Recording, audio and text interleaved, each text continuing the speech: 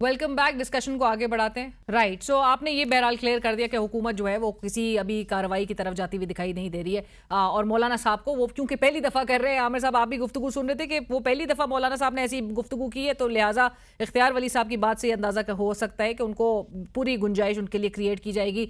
आमिर साहब, बिलावल साहब जो मुसलसल वो भी एक जारहाना उनका एक जी। हमें अंदाज नजर आ रहा है, इसको भी क्या इंतखाबी सियासत ही का पूरा एक पार्ट समझा जाए कि वो सिर्फ जब तक इंतखाबात हैं तब तक के लिए ही बिलावल साहब यही कुछ कहते हुए सुनाई देंगे? वो मोहित साहब चूंकि माहिर कानून है, बड़ी शुस्ता गुफ्तगू भी करते हैं। मैं उनके साथ बसद एहतराम मैं कहूंगा कि मैं हमेशा ये कहता हूँ, क्योंकि ये आइन कानून की बात कर रहे थे और फिर कह रहे थे कि अदरवाइज बदमाशी है। तो मैं तो कहता हूँ पाकिस्तान में तो मसला ये है कि अंग्रेजी दा दी ते पंजाबी दा दा, जिथे लगदा उत्थे ला। पाकिस्तान में तो है ही यही। तो आप पता नहीं कौन से कानून शानून आइन शाइन की बात करते हैं।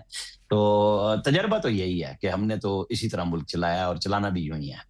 मतलब पढ़ी लिखी कहानी कोई नहीं है, बस इस तरह ही चलेगा। अब आप इसी तरह कश्मीर में चले चले, पाकिस्तान से निकल के आजाद कश्मीर की सियासत में चले चले। 2016 में यही बिलावल भुट्टो थे, यही इमरान खान थे, और यही ड्यूटी थी कि नवाज शरीफ मोदी का यार है। इन दोनों को खुली छुट्टी थी कैंपेन में, जब नवाज शरीफ हार्ट ऑपरेशन में लंदन में थे बाईपास करा के, और नताइज तय कर लिए गए थे कि 3 से 4 सीटें बस पीएमएलएन जीतेगी। और इलेक्शन से एक दिन पहले नवाज शरीफ लाहौर उतर गए थे आके, क्योंकि उनको तो मैसेजेस गए थे ना कि आप रुक जाएं, शहबाज शरीफ को वजीर आजम बना देंगे। यही जनरल राइस शरीफ का मैसेज शहबाज शरीफ लेके गए थे कि वो ये चाहते हैं।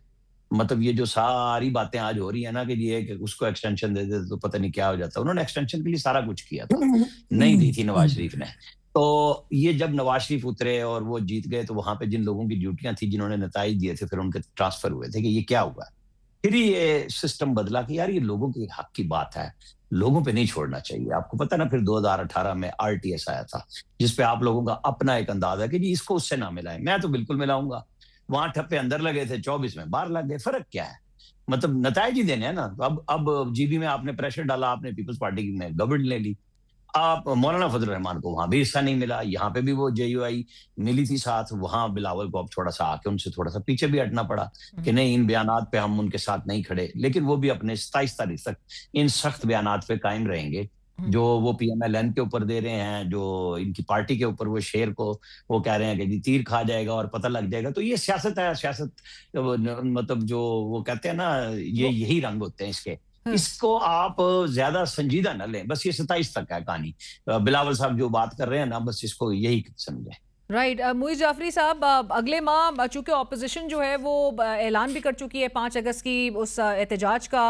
वकला उनकी जानिब से भी कहा जा रहा है कि जी एक तहरीक देखने में आ सकती है सितंबर के आगाज़ से, और जिसको अली अहमद कुर्द साहब लीड भी करेंगे, लेकिन अभी समर वेकेशंस के ख़त्म होने का इंतज़ार किया जा रहा है। आपको किसी पॉइंट पे और फिर मौलाना साहब भी जिस किस्म की गुफ्तगू करें, तमाम ये फैक्टर्स कन्वर्ज करते हुए आपको नज़र आ रहे हैं? कन्वर्ज हो सकते हैं, या कन्वर्ज होने के ही डर से इस वक्त मौलाना साहब को बहुत पैडेड ग्लव्स के साथ डील किया जा रहा है। वरना जिस तरह आपके पास हुकूमत के रिप्रेजेंटेटिव ने फरमाया है, उन्होंने तो अपनी दलील में यही समझा दिया ना कि मौलाना साहब ने जो किया है वो तो कई ज़्यादा डिग्री संजीदा है बनिस्बत जो नौरीन न्याजी साहब कह के चली गई, साहिबा कह के चली गई।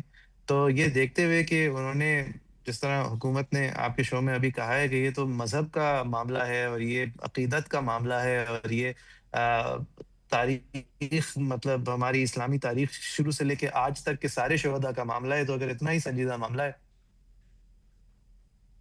तो कोई वजह है कि मौलाना साहब के खिलाफ अभी बस ये इस तरह की दबे लफ्ज़ों में बातें ही हो रही हैं।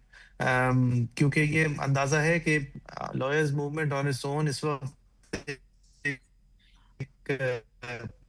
बहुत ज़्यादा संजीदा थ्रेट नहीं है। पानी के मसले जो हैं, सिंध के अंदर जो डैम के हवाले से मसले थे, वो अपने आप में कोई बहुत ज़्यादा संजीदा नहीं थी। लेकिन क्योंकि वो एक एक्सटिंक्शन है, वो ऐसी नहीं है कि वो एक broad based multi pronged protest movement देख सके।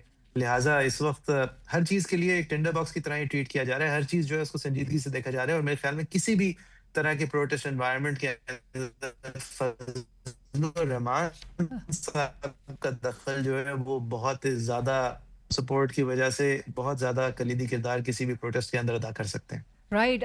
इख्तियार साहब, ज़रा अब आप फरमाइएगा, एक सिनारियो बनता हुआ नज़र आ रहा है कि जहां अगले माह से ऑपोजिशन भी सड़कों का रुख इख्तियार कर सकती है। मौलाना साहब के भी बयानात रुक नहीं रहे हैं और फिर वकला ने भी ये कह दिया कि सितंबर से वो भी सड़कों का रुख करेंगे। और दूसरी तरफ आपके अपने इत्तेहादी आज़ाद कश्मीर में बिलावल भुट्टो साहब कह रहे हैं आप ईरान और अमरीका के दरमियान सालसी का किरदार अदा कर सकते हैं, तो उनके कश्मीर को भी खुलवा दिया जाए। वो कह रहे हैं कि पूरा कश्मीर जो है वो बंद पड़ा है, आज़ाद कश्मीर में नून लीग को इबरतनाक शिकस्त होगी। ये तमाम जो चीज़ें हैं, और चूंकि वहाँ पर आज़ाद कश्मीर में इख्तियार साहब बिलावल भुट्टो साहब की हुकूमत है, पीपल्स पार्टी की हुकूमत है, मलबा आप उठा रहे हैं। हमारा काम ही मलबा उठाना है। हमने तो पीडीएम वन की जो कब तक मलबा उठाएंगे आप? कब तक मलबा उठाएंगे? मलबा भी उठाते हैं, जख्म भी खाते हैं, और उसके बावजूद कहीं रिकॉर्ड पे मतलब बहुत सारे लोग उसको डिनाई भी कर देते हैं। वरना जो पीडीएम वन में हमने हुकूमत ली थी, मेरे ख्याल में कोई भी हुकूमत करने से पहले कोई भी अपोजिशन का दौर और हुकूमतें कुर्बान करना, जेलें काटना, सबसे बड़ी कुर्बानी यही थी जब हमने पीडीएम वन की हुकूमत का टोकरा अपने सर लिया था। ना वही गलाजत का ढेर था और वही गलाजत का टोकरा था जो हमने ले लिया था। पाकिस्तान सलामत रहे, हमारी सियासत जो है उसको अल्लाह सलामत रखेगा, ये हमारा ईमान है। अब ये बैकग्राउंड म्यूजिक है, ये चलता रहता है, ये 5 अगस्त नहीं, लेकिन और इट फलाना makes your 24 party look November, very 25 bad. ये नवंबर। काफी पुअरली रिफ्लेक्ट कर रहा है देखिए- आपकी पार्टी पे कि आपकी पार्टी बड़ी कमजोर और डिफेंसिव नजर आ रही है। कि आपकी वजीर दिफा से इस्तीफे का मुतालबा बिलावल भुट्टो साहब करें, जिस अल्फाज को जिन अल्फाज का सुन लीजिए, जिन अल्फाज का इस्तेमाल करें, उसके मुतालिबा ही बावजूद किया है राना ना। सनाउल्लाह साहब कह रहे हैं आप मुतालबा उनके इस्तीफे का कर सकते हैं, लेकिन आप कम अज कम मुनासिब अल्फाज में कीजिए।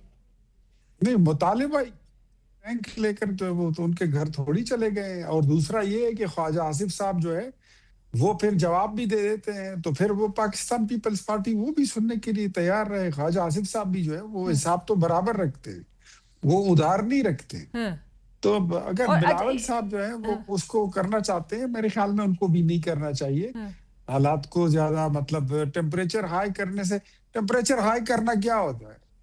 2-4 ट्वीटें कर दो, 2-4 तकरीरें कर दो, 1-2 प्रेस कॉन्फ्रेंस जड़ दो, बस टेम्परेचर हाई हो जाएगा। लेकिन फिर उसको वापस लाना भी होता है। पॉलिटिकल लोगों को और पॉलिटिकल लीडर्स को रोल मॉडल होना चाहिए कि लोग उनको देखकर उनसे कुछ सीखें। हम बिगाड़ पैदा करने के लिए पाकिस्तान तहरीक इंसाफ मार्केट में ऑलरेडी मौजूद है ना, तो बाकी लोगों को क्या जरूरत है? घूम फिर गया आप इख्तियार साहब। लेकिन इख्तियार साहब मुझे ये जवाब दे दीजिए, फिर मैं आमिर साहब की तरफ जाऊंगी। आजाद कश्मीर में वो कह रहे हैं बिलावल साहब के नून लीग को इबरतनाक शिकस्त होगी, और साथ ही फिर जिस तरह बात करें वजीर दिफा के इस्तीफे का मुतालबा भी करें, तो ये दोनों चीजें होंगी या दोनों ही चीजें नहीं होंगी?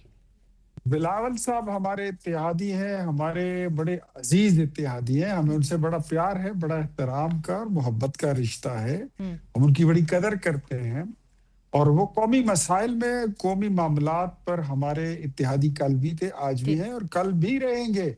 लेकिन कश्मीर के इलेक्शन में शिकस्त उनका मुकद्दर है, वो हारेंगे, हमसे हारेंगे, बुरी तरह हारेंगे। सर यही बात गिलगित बल्तिस्तान के इलेक्शंस वो इंतखाबी मुहिम में भी कही थी आपने। उसके बाद फिर हम जब हुकूमत शादी करेंगे तो हम उनको अपने साथ शामिल भी करेंगे। और इस बार उनके हाथ में जो कमान है वो भी टूटी हुई है।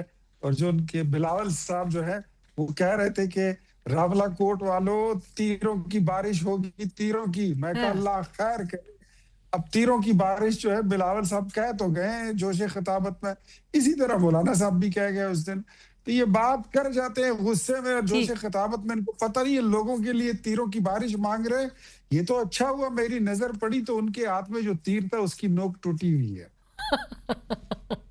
अच्छा आमिर इलियास राना साहब, आमिर साहब हुकूमत के लिए, मौजूदा हुकूमत के लिए कोई खतरात आपको पैदा होते हुए दिखाई दे रहे हैं अगले माह से? राना सनाउल्लाह साहब का अगेन मैं हवाला दूंगी, जिन्होंने कहा कि मामला ठीक चल रहे हैं, जब गाड़ी ठीक चल रही हो तो इंजन को खोलना नहीं चाहिए। ये वो कैबिनेट रीशफलिंग की भी जो बातें बड़ी बाज़गश्त उनकी सुनाई देती है।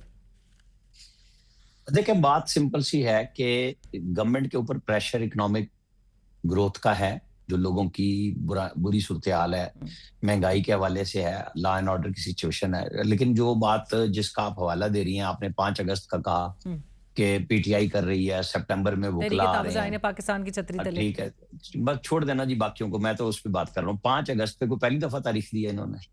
और आपके ख्याल में कोई पॉलिटिकल मूव करने की 5 अगस्त से पहले आपको कोई पोजीशन नजर आ रही है? अलीमा खान साहिबा जहां जा रही हैं वहां पार्टी कहाँ है? मतलब वो वहां अपनी फैमिली के साथ मिलने गई चित्राल, फिर वहां से वो केपी के अंदर मूवमेंट है उनकी, इनके लीडर ने जो चेयरमैन है उन्होंने बड़ी मुश्किल से टाइम लिया। वो जो पेशी अगस्त में चली गई इनकी, वो तो कह रही थी ना मुझे सजा दे दें, अंगेख्त कर रही थी प्रोसिक्यूशन को भी, अदलिया को भी। फिर इनके ही लोगों ने बातचीत शुरू की और फिर बैरिस्टर गौर ने जाके कहा ना अल्लामा राजा नासिर अब्बास को कि आपकी तो मोहसिन नकवी सुनते हैं, आप उनसे बात करें। महमूद अचकज़ई से कहा, राना सनाउल्लाह आपकी बात सुनते हैं, आप उनसे बात करें। इसमें क्यों जज्बाती हो रहे हैं कि खान की बहन को सजा होनी चाहिए? हमारे लॉयर्स हमारी नहीं सुन रहे, जो उनके वकला हैं अलीमा खान साहिबा के। तो फिर वो बड़ी मुश्किल से डेट शेट ली। देखें पोजीशन क्या है इस वक्त, कि जो इनका सेन एलिमेंट है वो क्या चाह रहा है। ये तहरीक तब चलेगी जब ये अवामी इशूज के ऊपर लोगों को इकट्ठा करेंगे, अपने अंदर यकसुई पैदा करेंगे। कि चाहे वो तहरीक तहफ़्फ़ुज़ आईन पाकिस्तान हो, जिसमें जाफर साहब की अपनी पार्टी भी शायद शामिल है और बाकी लोग भी हैं। ये लोग कहाँ इकट्ठे हुए हैं किसी एक एजेंडे पे कि जो अवामी एजेंडा हो। जब आप बैठते हैं, आप मुतालबा कर देते हैं, मुतालबे पे तो 9 मई के बाद पजीराई तो एस्टेब्लिशमेंट की तरफ से आपको नहीं हो रही ना कि मुलाकात के लिए या कोई रास्ता मिल रहा हो। अब जो अली नौरीन खान साहिबा का चाहे वो इंटरव्यू किसी ने भी लीक किया है, दिल की आवाज तो है ना कि उनकी बहन ने पहले क्या कहा था, उनके अपोजिशन लीडर उमर अयूब ने क्या कहा था जब जंग हो रही थी। तो अब वो बात उससे कोई मुख्तलिफ तो नहीं की ना उन्होंने बात तो वही की है। तो फिर उनको रियायत कहाँ से मिलेगी? रियायत तो एस्टेब्लिशमेंट ने कोई देनी है ना। तो मेरे हिसाब में तो उनके पास अवेलेबल नहीं है अवामी तहरीक चलाने के लिए अभी तक। मुझे तो इनका इकट्ठा स्ट्रैटेजी नजर नहीं आती और ऑर्गेनाइज नजर नहीं आते। राइट, आखिरी सवाल अब इख्तियार साहब, जाते जाते मुझे ये जरूर बताएं, क्योंकि बिलावल भुट्टो साहब ने कहा कि जॉइंट अवामी एक्शन कमेटी को कलअदम करार देने का जो फैसला था उसको भी वो सख्त अल्फाज में वो उसकी भी बात कर रहे हैं और वो कह रहे हैं कि जी वापस होना चाहिए ये फैसला। जबकि नून लीग और इवन राना सनाउल्लाह साहब ने गुज़िश्ता रोज एक टीवी इंटरव्यू में उन्होंने सलीम साफी साहब के साथ उन्होंने गुफ्तगू करते हुए कहा कि जी वजीर आजम वहाँ के फैसल मुमताज़ राठौर साहब, ये उनका फैसला था, वो उसको डिफेंड भी करते थे। तो जरा ये समझाइएगा कि ये फैसला था किसका, पीपल्स पार्टी का था और क्या नून लीग ने इसको मजबूरी में माना? मेरे ख्याल में मैं आपको बात बताता हूँ, ये इसमें कोई लगी लिपटी नहीं है। हम अगर अपना वोट बैंक बचाते बचाते हम कश्मीर खो दें ना, तो ये ना जमहूरियत हुई, ना ये पीपल्स पार्टी हुई, ना ये वो रोटी कपड़ा मकान वाला नारा हुआ।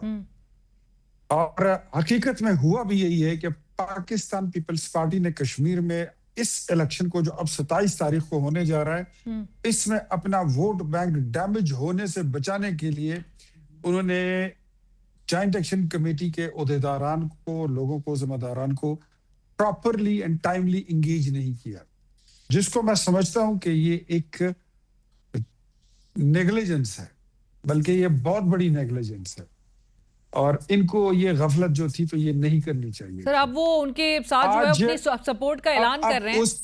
उसको कलअदम करार देने पे पाकिस्तान पीपल्स पार्टी बिल्कुल सबसे आगे थी, सबसे फ्रंट फुट पर थी। उसमें उनकी आरा शामिल थी, उनकी सब कुछ शामिल था। लेकिन अगर बिलावल साहब भी इमरान खान साहब की तरह यू टर्न लेने लगे तो मुझे ये बताइए कि पाकिस्तान की पॉलिटिकल लीडरशिप की क्रेडिबिलिटी क्या रह जाएगी? कुछ भी नहीं।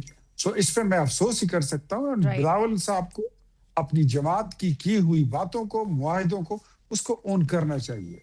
राइट, सो ये उनका फैसला था। थैंक यू सो मच इख्तियार वली खान साहब, आमिर इलियास राना साहब और मुइज़ जाफरी साहब, बहुत शुक्रिया। प्रोग्राम में वक्त हुआ एक ब्रेक का, हमारे साथ